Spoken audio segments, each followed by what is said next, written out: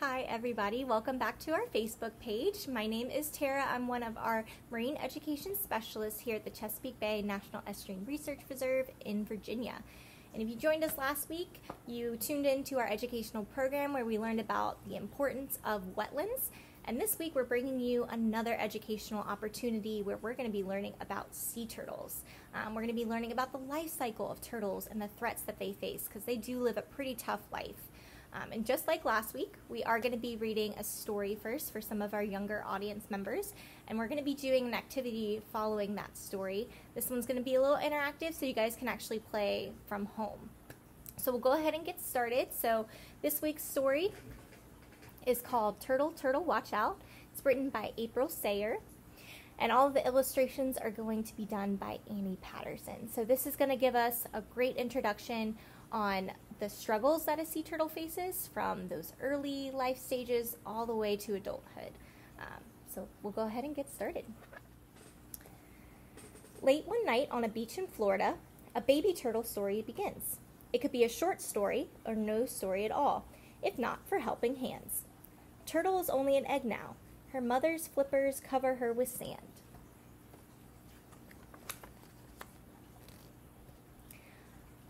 Hungry raccoons watch, and when mother turtle crawls back to sea, furry feet scurry, noses sniff, paws dig. Turtle, turtle, watch out! Young hands holding a flashlight scare the bandits away.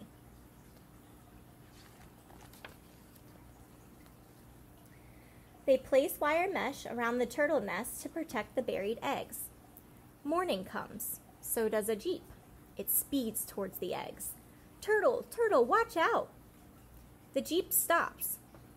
Hands have put up a painted sign. No driving on the beach, the sign says. The jeep leaves. The turtle nest is safe and undisturbed. Turtle sees none of this from inside her shell.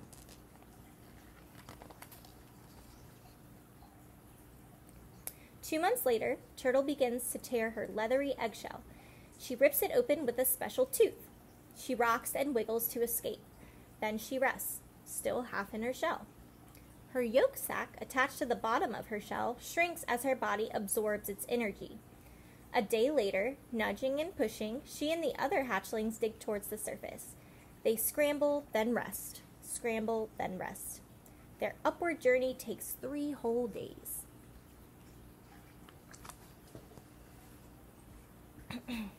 Finally, on a moonlit August night, Turtle peeks out of the sand. Other hatchlings below her are pushing her upward. All around her, the hatchlings dig out. Pushing against the sand, Turtle crawls across the beach. Go to the light. That's all Turtle knows. At night, the brightest light should be over the horizon. Tonight, it is not.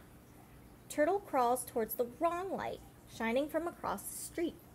Turtle, turtle, watch out!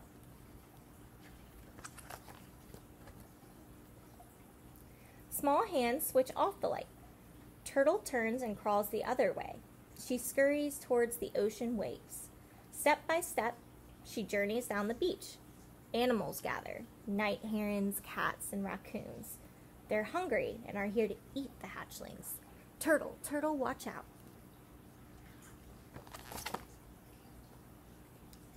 Quickly, Turtle scoots to the water. Whoosh! Water picks her up and carries her seaward, and then pushes her back towards the beach. Whoosh! Waves tumble her tiny body, then carry her to sea again. She pushes her flippers. She can swim. She swims past hungry fish. Currents catch her and carry her far from shore. For months, she drifts in patches of seaweed. She dines on tiny plants and animals. She grows. Currents carry her thousands of miles, circling an ocean wide, until one day she leaves the floating sargassum, a mass of algae. She begins to swim, past islands, past sailfish, past humpback whales. She reaches a coral reef, where she spies a tasty jellyfish. Turtle, turtle, watch out! Splash! Quick hands dip down, grabbing the plastic bag. It looks like a jellyfish, but it's not. It could choke a turtle or clog its belly. turtle swims onward. She looks for other food. As she grows, her jaws crack open conchs, crabs, and clams. For 20 years, this is her turtle life, until one day she feels restless.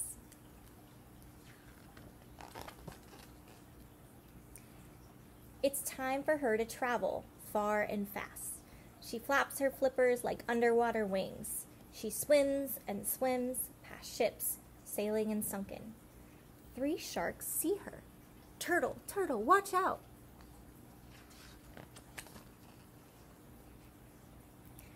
The sharks pursue her. No hands can help her now. She swims faster and faster and finally escapes. But she does not see a shrimper's net rushing towards her. Turtle, turtle, watch out! In an instant, she is swept into a net. It drags her down and down.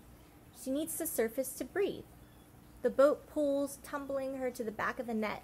She's almost out of air when she slips through an escape hatch. She's free! Months before, weathered hands had sewn that hatch onto the net just so sea turtles could escape.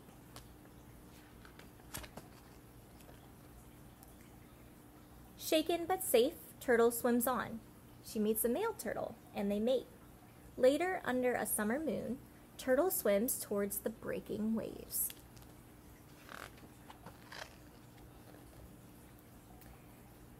Thud! Her heavy body hits the hard shore. It is the same beach where she hatched, but now things are different. Now she's a mother turtle about to lay her eggs. One day those eggs will hatch. The tiny turtles will begin their journeys, scrambling across the sand. And some will make it, with a little luck, and fast-moving flippers, and the help of many hands. So again, Turtle, Turtle, Watch Out. Great book. It does give us a great outline of the life of a sea turtle, which we're going to talk about in just a moment, and some of those encounters that she had along the way. So before we get into our activity, I do want to give you guys a little background information. So sea turtles are one of my favorite animals to talk about, and hopefully one of yours as well. But when we talk about sea turtles, there are 7 species that are found all over the world. And you might see here this little blue shadow here. So this is Archelon. He's actually an ancient extinct sea turtle species.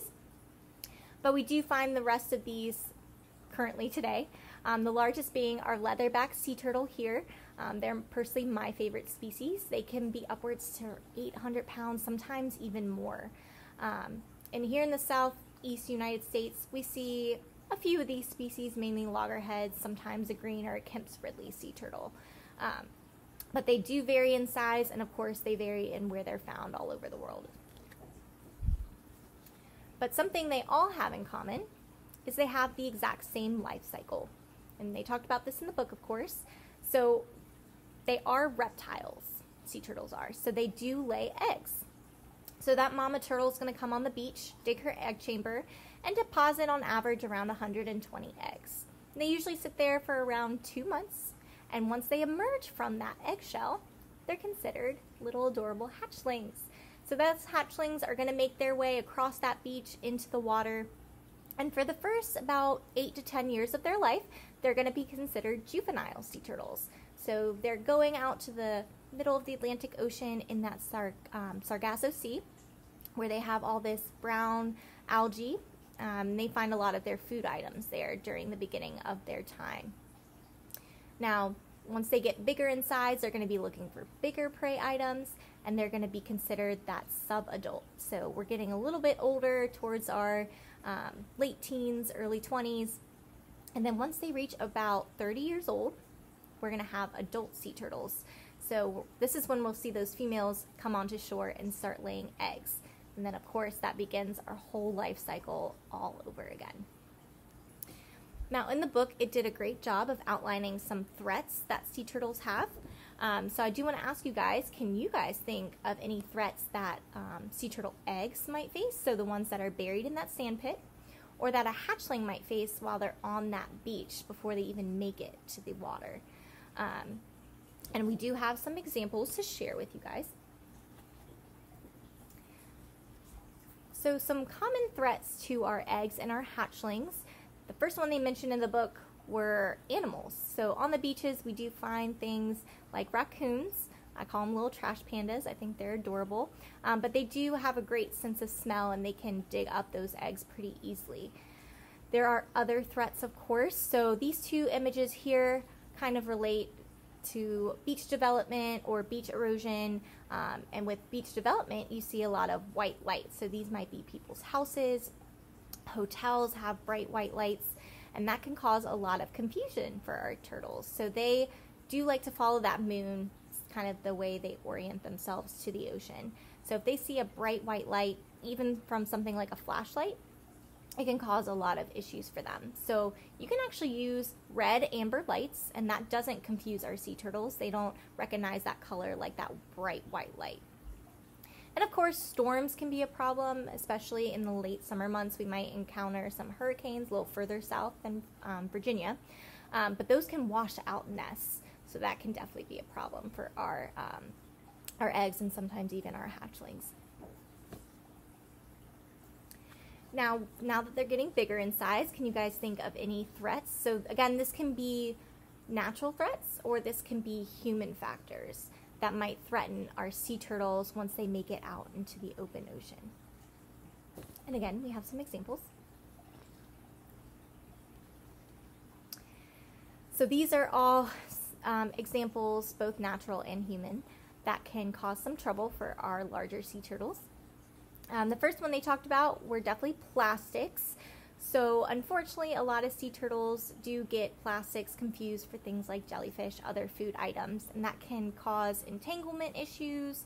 They can ingest it, and that can be a huge problem for them. So we always ask to make sure that we're not entering trash and other plastic items into their environment so they don't get confused with that.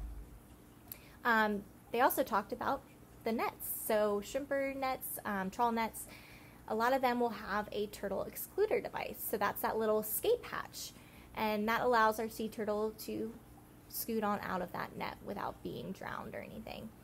So that's a great thing that a lot of organizations are doing, are including those turtle excluder devices. We ask people during the summer months especially to definitely be aware when they're on the water in boats. So sea turtles are coming closer to shore to feed and to nest, and they do pop their head up out of the water to take a nice breath of air. So we want to make sure we're not having any issues there, any accidents. And a natural predator to our sea turtles, especially our larger sea turtles, are going to be sharks. But we do see a lot of injuries that are caused by sharks where the turtle still survives. They're able to recover from that injury, and there are a ton of great sea turtle hospitals and rehab centers that take in these turtles from all of these issues to help rehabilitate them so they can be re-released back into the wild. So we're going to go ahead and start with our activity today. So this is something you guys can definitely do at home with me. So behind me here, I'll bring it up a little closer, I have a makeshift sea turtle nest. So that mom turtle is going to come onto the beach, and she digs with her back flippers kind of this upside down light bulb shape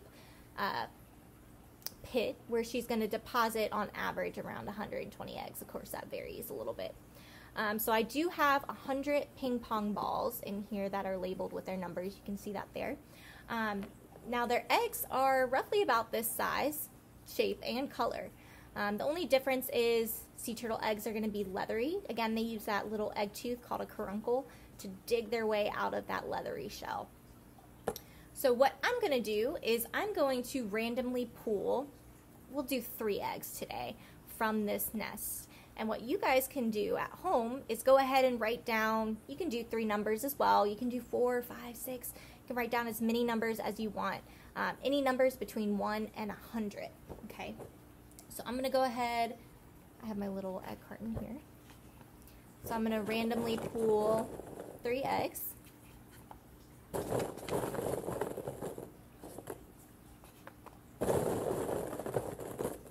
Perfect. We'll put our nest back. Okay. So I pulled my 3 eggs, so you guys make sure you have your numbers written down for me. So the numbers that I pulled were 33, 47, and 8. So those are my numbers.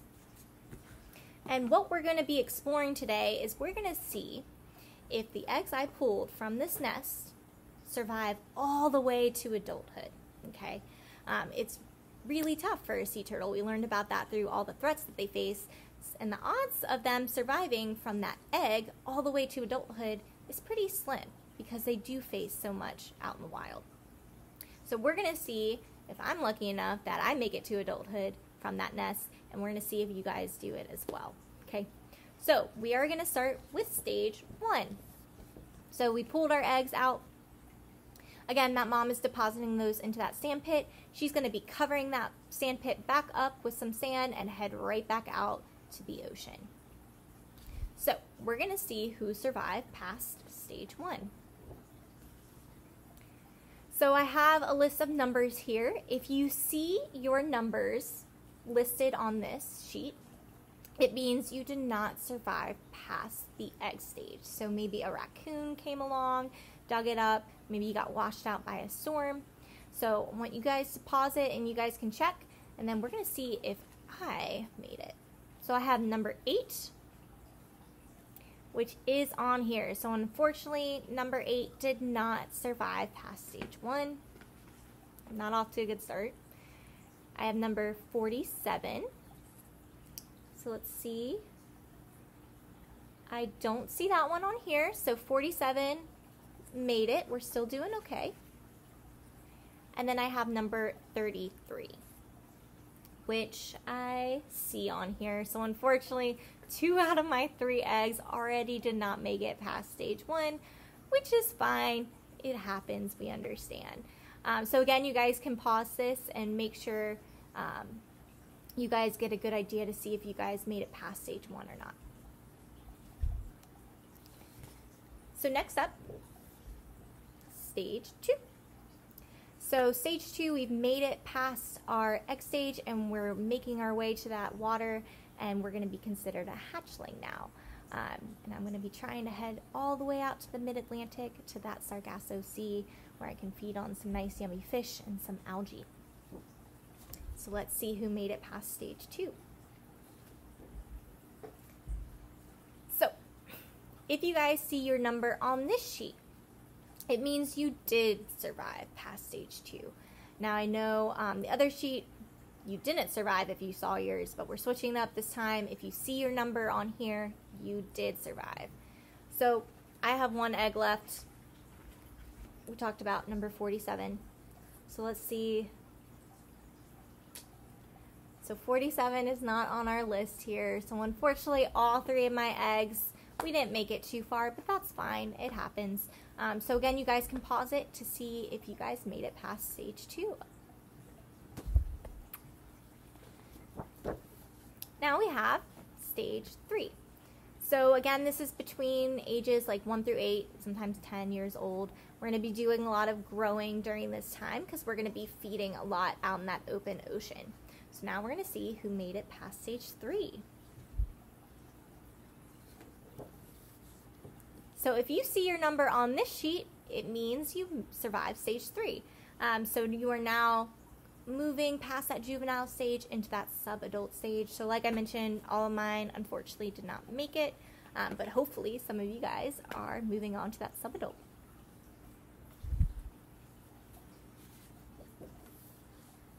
So stage 4 of that life cycle, we're going to be a sub-adult.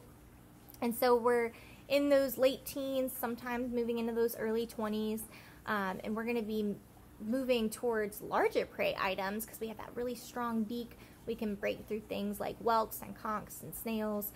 So we're going to be doing a lot more growing during this sub-adult age. Now the odds are getting slimmer and slimmer as we go. So stage 4, if you guys have one of these numbers, you survived past that sub-adult stage. So again, this is extremely hard to do. We had 100 eggs in that nest, and so we're trying to see who makes it all the way to adulthood. And then finally, we have stage 5, adults. So this is where they're going to be reaching that reproductive maturity, heading back to beaches if they're females to lay their eggs, and they're going to be starting that whole cycle all over again. So of course, we mentioned extremely hard to be a sea turtle. So if you got this number, you made it all the way to adulthood, okay? Now, I do want to explain a little bit. So we pulled those eggs from one nest. And you know, we mentioned how one egg made it all the way to adulthood, okay? But we also have to think about there are thousands and thousands of nests that are being laid every single summer. And so we're having all of those eggs, okay? So this is just meant to represent one single nest and the odds of that turtle making it all the way to adulthood. So even though the odds are not always in the favor of the sea turtle, we still do see a lot of them making it to adulthood and coming back to those beaches and laying those nests, which is a great thing. And we talked about with those threats, there are a lot of human factors. So there are things we can do at home and in our everyday life to help conserve these species. So of course, eliminating single-use plastic products is a huge thing. We don't want those entering their environment where they get entangled or ingest those items. That is not great for our sea turtles. Again, if you're on boats, making sure we're obeying boating laws and slowing down, especially during those summer months. And if you ever get the chance to visit those organizations, those sea turtle rehab centers and hospitals, they do great work. A lot of educational opportunities there, and you can definitely learn more about that aspect of sea turtle conservation, and they do great things to help rehab those turtles so they can be re-released back into the wild one day. So I really hope that you guys enjoyed our activity today. This is something you guys can do at home. If you guys want to play this video over, pick some new numbers, make up your own numbers, feel free to do so. And if you guys want to join us next Thursday, I'll be posting another video. We're going to be talking about birds and the adaptations of their beaks. So if you guys want to come back to our Facebook page then, I'll see you then. But in the meantime, I hope you guys have a great rest of your week and weekend, and we'll see you then. Bye guys.